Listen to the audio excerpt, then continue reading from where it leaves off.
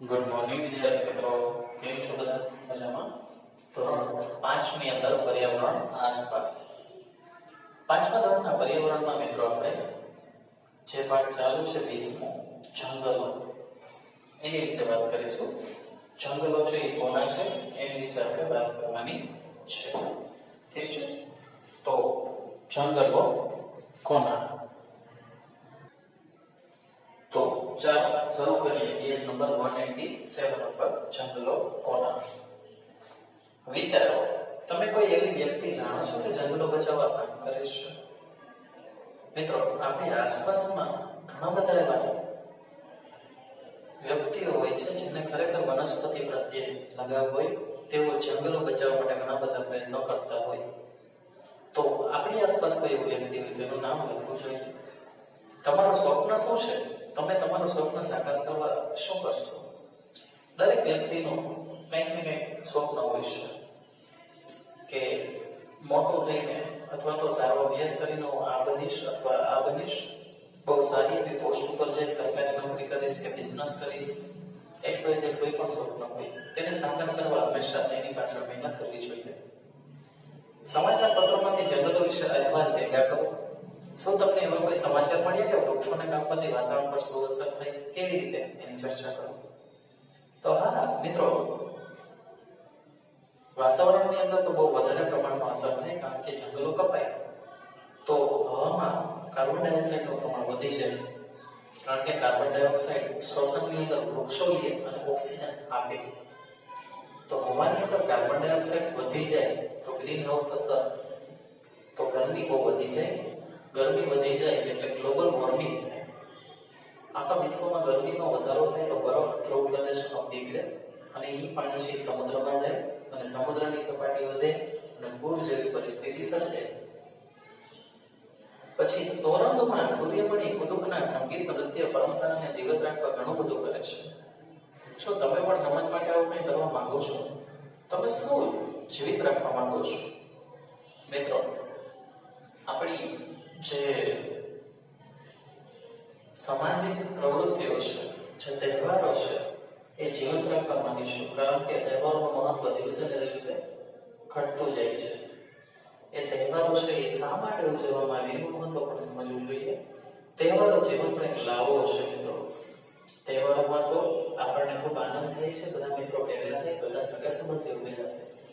તહેવારો તો જીવનમાં હોવા જોઈએ.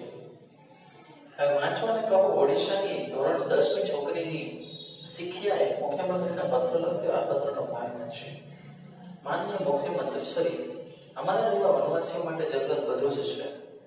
અમે એક દિવસ માટે પણ જંગલોથી દૂર રહી શકતા નથી. સરકારે વિકાસના નામ પર ઘણી બધી યોજનાઓ જેવી કે બંધ અને ફેક્ટરીઓ બાંધવી વગેરે ચાલુ કરી છે. જંગલો જે અમારા છે તે અમારી પાસેથી લઈ લેવામાં આવેલા છે. આ બધી યોજનાઓના કારણે અમને વિચારવાની જરૂરિયાત ઊભી થઈ કે જંગલના લોકો ક્યાં જશે અને તેમની આજીવિકાનું શું થશે. જો જંગલો જ નહીં હોય તો જે લાખો પ્રાણીઓ જંગલોમાં રહે તેઓ ક્યાં જશે? આપણે આપણી જમીન એલ્યુમિનિયમ જેવા ખનિજ માટે ખોદીશું તો બાકી શું રહેશે? ફક્ત પ્રદૂષિત હવા, પાણી અને માઇલો સુધી વિરાન જમીન. તમારા વિસ્તારની આજુબાજુમાં કોઈ ફેક્ટરી અથવા કોઈ બાંધકામ ચાલુ છે અને કેવા પ્રકારનું છે? તો હાલ જામનગરની અંદર મોટામાં મોટી વિશ્વની મોટામાં મોટી રિફાઇનરી એ ચાલુ છે, જેના ઘણા બધા પ્રોજેક્ટ્સ ચાલુ છે. ફેક્ટરીના કારણે વૃક્ષો અને જમીન પર કોઈ અસર થઈ છે? આ વિસ્તારના લોકોના મુદ્દા પર અવાજ ઉઠાવેલો છે. મિત્રો, દ્વારિકા છે, તેની બાજુમાં મીઠાપુરની અંદર જે ટાટા કેમિકલ્સ છે તેનો બધો જ કચરો છે એ તેની આજુબાજુના ગામોની બહાર ફેંકવામાં આવે છે. પરંતુ તે એટલો જૈવિક કચરો છે કે એમાંથી એમોનિયા વાયુ નીકળે છે, જે શ્વાસ લેવામાં પણ તકલીફ પાડી દેવો છે. એટલે ત્યાંના મીઠાપુર અને આજુબાજુના ગામના લોકો છે એને અવાજ ઉપાડીને ટાટા કેમિકલ્સ વિરુદ્ધ કેસ દાખલ કરેલો હતો.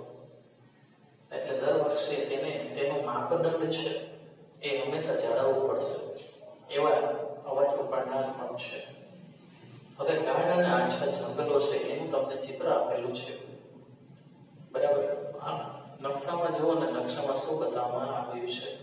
તો અહીંયા ગાઢ અને આછા જંગલો દેખાડવામાં આવેલા છે. જ્યાં આછા લીલા છે ત્યાં આછા જંગલો અને ગાઢ જંગલો છે એ ઘાટા લીલાથી દર્શાવવામાં આવેલા છે. ઓકે, હવે તમે શીખ્યાનો પત્ર વાંચ્યો, નકશામાં ઓડિશા શોધો. તો નકશાની અંદર આપણને ઓડિશા મળી જ જશે મિત્રો. અહીં ઓડિશા છે એ બંગાળના ઉપસાગર સાઈડ અહીંયા છે. નેક્સ્ટ, ઓડિશાની નજીક દરિયો છે, તમે કેવી રીતે શોધશો? અહીં બંગાળનો ઉપસાગર છે, દરિયો છે. પછી નેક્સ્ટ, કયા કયા રાજ્યોની એક બાજુએ દરિયો આવેલો છે? તો અહીંયા કેટલા બધા જેટલા રાજ્યો છે એના બધે દરિયો આવેલો છે. નકશામાં સૂર્યમણીનું રાજ્ય ઝારખંડ ક્યાં છે?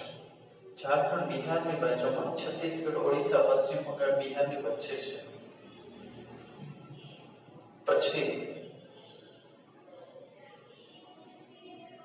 નકશામાં જંગલો ક્યાં છે, કેવી રીતે શોધશો? તો નકશામાં જંગલો આ રીતે આપણે શોધશો, અહીં આપેલા છે.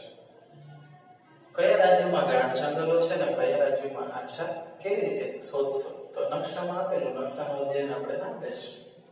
જો કોઈ મધ્યપ્રદેશમાં હોય તો તેના માટે દેશની કઈ દિશામાં ગાઢ જંગલો હશે? રાજ્યના નામ લખો. મધ્યપ્રદેશમાં ગાઢ જંગલો છે એ જમણી બાજુ હોવા જોઈએ, લેફ્ટ હેન્ડ ઉપર હોવા જોઈએ. બરાબર? ચાલો, તો પાનો નંબર 187 અને 188 આ બે પેજ આપણે કરેલા છે. પેજ નંબર 188 અને 187 જે તમારે બાકી અને લખવામાં વન ટાઈમ એટલે કે ટોટલ 2 વાર લખવાના છે. હોમવર્ક રેગ્યુલર પૂરું કરવાનું પડશે મિત્રો, નહીં તો નહીં ચાલે, કંઈ જ આવડશે નહીં. આ વસ્તુ મગજમાં અત્યારથી રાખી દેજો. ચાલો, તો મળશો આવતા નેક્સ્ટ વિડીયોમાં. ત્યાં સુધી બધા જ મિત્રો સુરક્ષિત રહો.